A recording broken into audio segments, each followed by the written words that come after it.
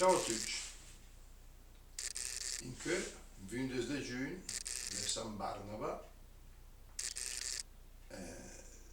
compagno Barnaba, compagno di predicazione di San Paolo, anzi negli Atti degli Apostoli si dice che fu lui che andò a cercare Paolo a Tarso, da cui poi si separò dopo un po' di tempo, e classificato, cioè denominato come apostolo, anche se non fece parte dei 12 scelti da Gesù, legato a Milano perché secondo una tradizione non supportata, diciamo, da certezze storiche, sarebbe giunto dopo l'anno 50-51 a Milano a portare il Vangelo, e a questo arrivo di Barnaba a Milano è legata la festa del 13 de Mars, cioè il 13 marzo, che era un po' la festa che conduceva verso la primavera per i milanesi. Dico che conduceva perché adesso mi pare che si festeggi ancora un po', però purtroppo si è un po' dimenticata. Diciamo, io la ricordo a chi conosco, appunto, però non c'è più questa festività che era un po' anche la gita fuori porta magari dei milanesi.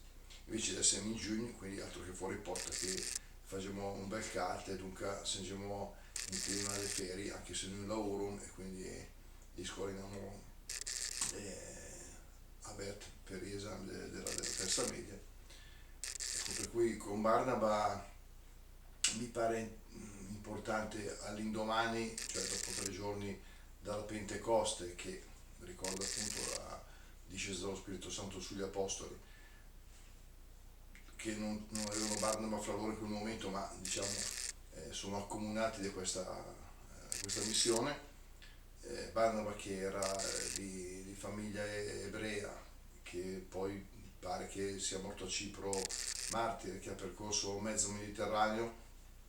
Ecco, se così per i credenti mettiamo sotto la sua intercessione, e per chi non crede, cioè ci pensi lo stesso in questo giorno alla situazione che c'è in tutto il Medio Oriente, conosciamo benissimo, e preghiamo, ci auguriamo che appunto come Barnaba ci siano persone dedite all'annuncio di una buona notizia, al dialogo e all'accoglienza.